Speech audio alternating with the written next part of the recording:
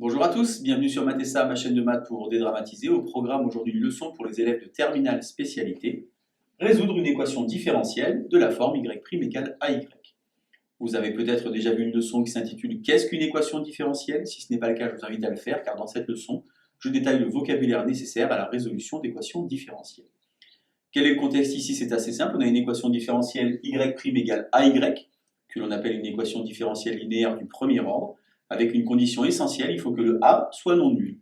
Et bien dans votre cours de mathématiques, il est indiqué que les solutions, et oui les solutions car il y en a une infinité, sont de la forme K E de AX avec K un nombre dans grand R. Peut-être même d'ailleurs que dans votre cours de maths, il est indiqué C E de AX avec C appartient à grand R. K ou C sont ici des constantes, c'est-à-dire en fait des nombres qui sont indépendants de X.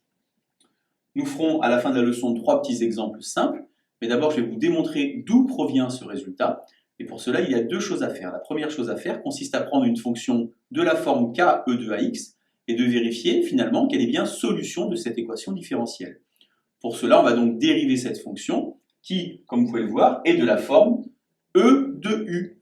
Et la dérivée de E de U, ça correspond donc à la dérivée d'une fonction composée, là aussi leçon de la classe de terminale. Eh bien, la dérivée de E de U, c'est U', E de U. On va donc avoir finalement K, puisque K est une constante multiplicative, fois A, E de AX. On reconnaît donc f' de x égale A, f de x. Et on a donc bien que notre fonction de la forme K, E de AX est solution de l'équation différentielle y' égale AY. Maintenant, on va faire la réciproque, c'est-à-dire qu'on va prendre une fonction g qui est solution de cette équation différentielle. On ne connaît pas l'expression de g et on aimerait bien trouver que g finalement s'écrit K, E de AX. Pour cela, on va étudier une fonction auxiliaire. C'est une façon de faire en mathématiques qui est assez récurrente. On va donc poser phi de x égale g de x, E de moins ax, et essayer de trouver certaines propriétés pour cette fonction phi. On va donc dériver phi. Je vous rappelle que phi est ici un produit dans lequel il y a une composée. Vous irez aussi voir la leçon de terminale sur dérivés, produits, quotient et composés. On va donc dériver g, donc ça va faire g' fois E de moins ax, moins dérivée de E de moins ax, ça fait donc moins A E de moins ax, moins A G de x, E de moins ax.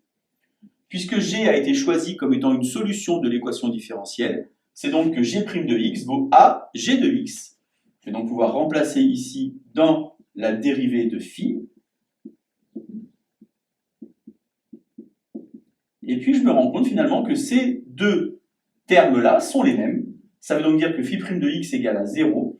Et lorsque pour tout x qui appartient à R, la dérivée est nulle, c'est donc que la fonction est constante. Et donc je vais l'appeler K.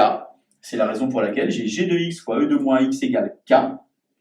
Et en multipliant dans les deux membres par E de AX, je vais pouvoir faire disparaître finalement ce E de moins AX. Et je vais finalement avoir que g de x égale K E de AX. J'ai donc pris une fonction de la forme E de AX fois K, j'ai montré qu'elle était solution de l'équation différentielle, et j'ai pris une fonction qui était solution de l'équation différentielle, et j'ai montré qu'elle était de la forme E de AX fois K. Au final, les solutions de l'équation différentielle y' égale AY sont toutes les fonctions de la forme K E de AX, avec K éléments de grand R. Vous pouvez maintenant tenter de résoudre les trois petits exercices qui sont à droite en mettant en pause la vidéo, et ensuite je vous donne les réponses. Alors pour le premier exercice, il n'y a aucune prétention, c'est une application directe du résultat et de la formule. On reconnaît y' égale AY, ici A égale 2. On a donc pour tout x qui appartient à R, f de x égale K, E de 2x. Mais ce qui est très important ici, c'est de noter K appartient à grand R, et de comprendre que finalement, cette équation différentielle qui est relativement simple, possède une infinité de solutions. Exercice 2, on a donc 5y' moins 7y égale à 0. En termes de vocabulaire, on appelle cela une équation homogène, c'est-à-dire le second membre est nul. On va transformer l'expression de notre équation différentielle pour se ramener finalement à quelque chose de la forme y' égale AY. Pour cela, on va changer de membre 7y et on va diviser par 5. Et donc, on va obtenir y' égale 7 cinquièmes de y. On reconnaît donc alors l'équation différentielle que l'on étudie aujourd'hui. Et donc, on a f de x égale K, E de 7 cinquièmes de x avec K qui appartient à grand R.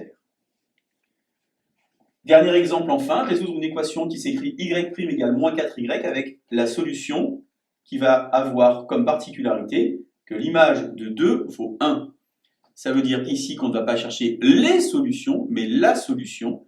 Y de 2 égale 1 porte un nom, on appelle ça une condition initiale, c'est quelque chose que peut-être vous avez déjà vu par exemple en physique-chimie. On va donc déjà écrire toutes les solutions de cette équation différentielle. Pour écrire toutes les solutions, on se réfère donc à notre expression KE de moins 4x, K appartenant à R, et on va remplacer ici le x par 2, puisqu'on sait que l'image de 2 doit être 1. On va donc avoir f de 2 qui va faire KE de moins 4 fois 2, c'est-à-dire moins 8. Et puisque l'image doit faire 1, on va avoir 1 égale KE de moins 8. En multipliant dans les deux membres par E de 8, on obtient finalement que K égale E de 8. Et au final, j'ai, quel que soit x qui appartient à R, f de x égale E de moins 4x plus 8. Vous voyez que le K a disparu. Je n'ai pas trouvé, comme tout à l'heure, une infinité de solutions. J'ai trouvé la solution avec la condition initiale y de 2 égale 1. Allez, à vous de jouer. Bonne journée sur Mathessa. À bientôt.